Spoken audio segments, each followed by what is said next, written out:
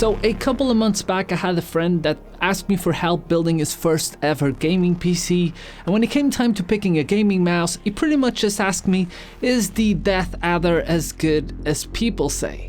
And that got me thinking. You see, for the average consumer that wants to dip their toes in the PC gaming pool, of course the massive sales numbers of the Deathadder and all the history behind it make it look like one of, if not the best option out there. But is it even an option worth considering in 2022? With a starting price of around 80 euros, but usually you can find it for around half that on Amazon, the Deathadder V2 has a lot of the premium features that people have come to expect from a Razer mice in 2022, but somehow it manages to miss the mark on a lot of the big and major improvements that gaming mice have seen over the past 5 years. For example, it uses the fantastic Focus Plus 20K optical sensor that's used on every top mouse from Razer, but these days optical sensors are so good that you would be hard pressed to feel a difference between them. Same thing goes for mouse clicks. It uses the same optical switches that you see in most top mice from Razer, but the speed improvement when compared to the standard mechanical switch is only marginal, but the feel difference when compared to the KLGM 8.0s, considered by some to be the best available switch right now, it's pretty massive.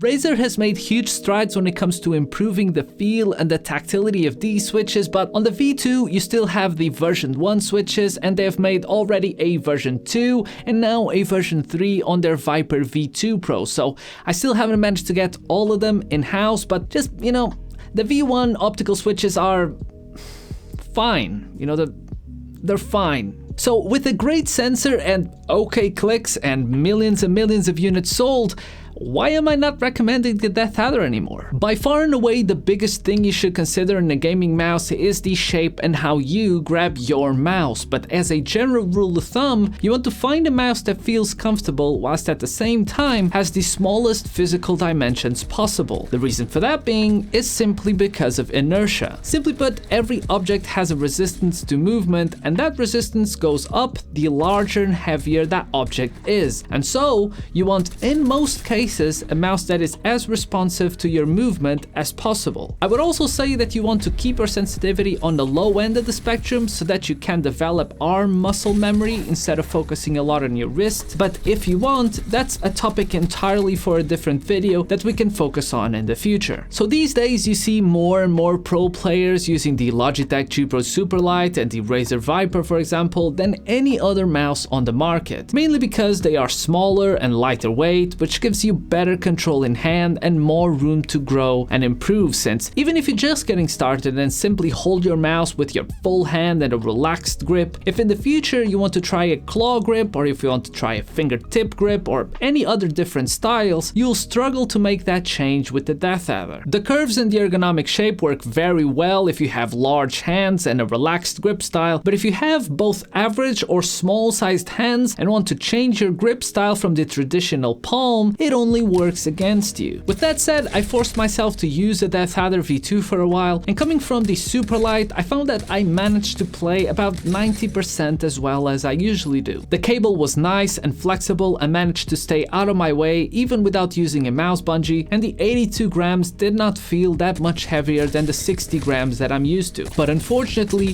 the size never really faded into the background, so I found myself having to pretty much palm grip it, which definitely reduced my ability to quickly make fine movement adjustments. The rubber side grips that come embedded on the sides of the mouse definitely help with the grip, and the entire mouse surface has a very satisfying texture that should provide enough grip even on the sweatiest of hands. The two side buttons are well placed and are easy to click, but suffer from the same large pre-travel that is felt on the main mouse clicks. And even if you're not a fan of RGB, I mean, you can't deny that from certain angles this mouse just looks great. But honestly, cutting through all the fluff that these reviews usually have, it pretty much boils down to this. At most, you're leaving a little bit of a percentage of your potential aim on the table by picking a mouse that's the wrong choice for you, for your grip, for your hand style.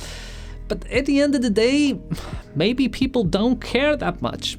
And that's fine. You know, if you want my recommendation, if you clicked on the video wanting someone to tell you, go buy this because it's very good for you, maybe look into other models from Razer, like the Razer Viper, for example. It's a much smaller, much leaner shape that's much more catered to different grip styles, and it's lighter as well. Or even look into Logitech and maybe some of their mice. I mean, the option these days is pretty large, and long gone are the days where the Deathadder was king and one of the best choices that you can make.